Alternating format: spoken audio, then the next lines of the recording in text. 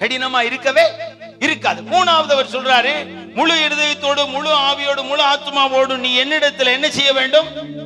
திரும்ப வேண்டும். காலையிலே பத்தி விட்டாச்சு, ஆடு மாடு கோழி எல்லாம் தினம் வீட்டு பக்கத்துல நடக்கிறதா. திரும்ப வான்னு யாரும் சொல்றது இல்லையே. 6 மணி ஆனா கோழி காக்கா காக்கா காக்கான்னு உங்க வீட்டு வாசலுக்கு வந்துருதே. அது அடையிற மரத்துல ஏறி அடைஞ்சிருது. நீங்க எல்லாம் அப்படி இருக்கிறீங்களா? திரும்பி வர்ற விஷயத்துல ஆட்டை அவுத்து விட்டாச்சு, அது எங்க மேஞ்சாலும் சரி, சாயங்காலம் தண்ணி குடிச்சு மந்தையில வந்து அடையிறதுக்கு அது மேன்னு சொல்லிட்டு வந்துரும். அதுக்கு தெரியும் என் வீடு இதுதான், என்னுடைய எஜமான் இதுதான், நாம திரும்பி வந்தே ஆகணும்னு சொல்லிட்டு அது நைட்டு வந்துடும். மாடு அப்படிதான் அவுத்து விட்டுருவாங்க. அது எங்கேயோ ஊர் மேல அப்படியே மேஞ்சி கிழக்க 2 பக்கம் இந்த பக்கம் 2 பொருளாங்க போனா கூட சாயங்காலம் ஒரு 6:30 மணி அப்படியே இருட்டும் போது மேன்னு சொல்லிட்டு வீட்டுக்கு வந்துடும். உடனே புரிஞ்சுக்குவாங்க, டேய் மாடு வந்துச்சு, பிடிச்சி கட்டுறா, அதுக்கு கொஞ்சம் தண்ணி வைடா. இந்த மாதிரி திரும்புற யாராவது இங்க இருக்கிறீங்களா? இருக்கிறீங்களா இல்லையா? ஆமேனே கேட்கலையே. இந்த மாதிரி ஒரு ஆடு மாடு கோழி மாதிரி நான் திரும்புறேன்னு சொல்றவங்க யாராவது இருக்கிறீங்களா? இல்லையா? நீங்க எங்க நிக்கிறீங்கன்னு உங்களுக்கு தெரியல, அப்புறம் எங்க வீட்டுக்கு திரும்புறது? அழைப்பை விட்டு எங்கேயோ போயாச்சு, அப்புறம் எப்படி திரும்புறது? எஜமான விட்டு எங்கேயோ போயாச்சு, அப்புறம் எஜமான எங்க தேடுறது?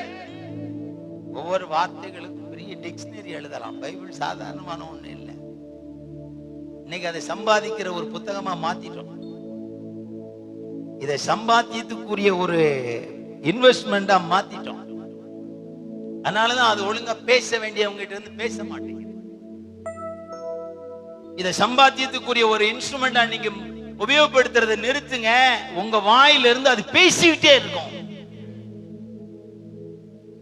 ஆமென். அப்ப இந்த நீங்க செவி கொடுக்கிறதே, 2வது கை கொள்றதே, 3வது திரும்பி அவற்றை வர்றது, இந்த 3ஐயும் பார்த்த உடனே அவருக்கு என்ன வந்துருதா? சந்தோஷம் வந்துருச்சா? சரி, முற்பிதாக்கள் நிறைய பேர் இருக்கிறாங்க. புதிய ஏற்பாட்டு முற்பிதாக்கள் 12 பேர் இருக்கிறாங்க. பழைய ஏற்பாட்டு பிதாக்கள் 12 பேர் இல்ல, 15 பேர் இருக்கிறாங்க. ஆபிரகாம், ஈசாக்கு, யாக்கோப்பு, அப்புறம் யாக்கோப்புடைய சந்ததிகள் 12 பேர் கோத்திரங்கள். இந்த கோத்திரத்திலையும் 12ல யோசேப்பை கர்த்தர் விசேஷ லிஸ்ட்ல கொண்டு போயிட்டு அவன் பிள்ளைகளை 2ஐயும் கோத்திர பிதாக்களா மாத்திருந்தார். கோத்திர பிதா லிஸ்ட்ல யாரும் இல்ல, யோசேப்பு இல்ல. அவனை தன்னை சந்தோஷப்படுத்துற, தனக்கு தேவையான ஒரு அந்த 3 பிதாக்கள் லிஸ்ட்ல சேர்த்துட்டு இந்த லிஸ்ட்ல இருந்து எடுத்திருந்தார். யோசேப்புக்கு தேவனால எந்த லாபமும் கிடையாது.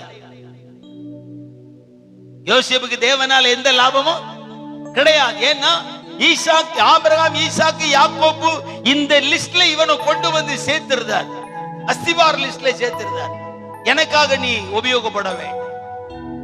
உன்னுடைய பிள்ளைகளை வேணா நான் 2 கோத்திரமா பாதி கோத்திரமா எடுத்து அவங்க லிஸ்ட்ல நான் வச்சுக்கிறேன்.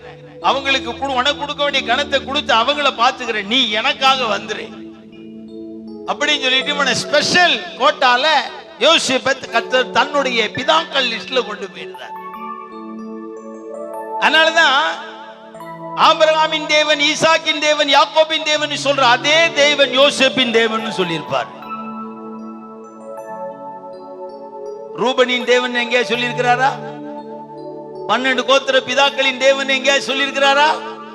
ஆனா யோசேப்பின் தேவன் கர்த்தர் எழுதியிருக்கிறார். ஏன்? ஆபிரகாம், ஈசாக்கு, யாக்கோபு லிஸ்ட்ல யோசேப்பை கர்த்தர் கொண்டு வரார், அஸ்திபார் லிஸ்ட்ல கொண்டு வரார்.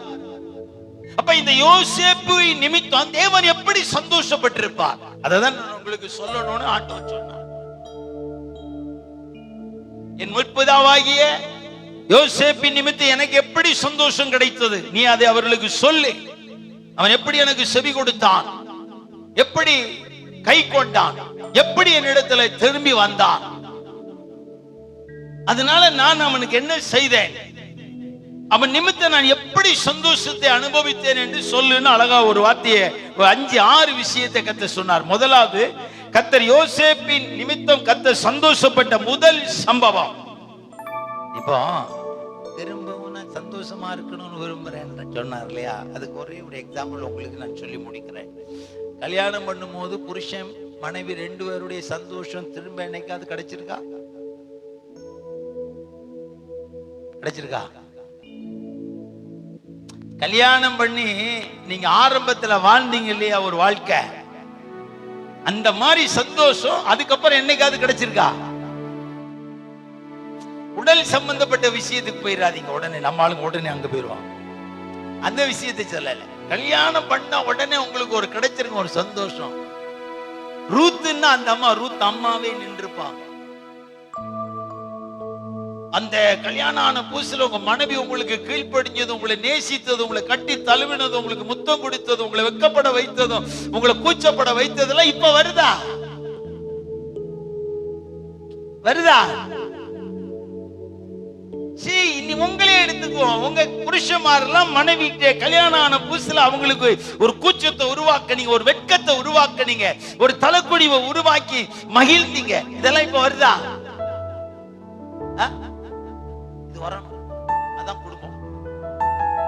இது வரணும். அதுதான் என்னது? குடும்பம். குடும்பத்தை பத்தி நிறைய பேசலாம், நான் அதுக்கு வரல. இருந்தாலும் உங்களுக்கு ஒரு சின்ன எக்ஸாம்பிளுக்கு சொன்னேன். இந்த சந்தோஷத்தை ஒரு அனுபவிச்சுட்டார். இப்ப இவரால இந்த சந்தோஷத்தை அனுபவிக்காம இருக்க முடியல, திரும்ப வேணும் கேட்கிறார். ஆமென். நம்ம அவரை சந்தோஷப்படுத்தி அவரை மகிழ பண்ணி நாம சந்தோஷப்படுவோம். நம்முடைய நன்மை ஒரு நாளும் குறையாது.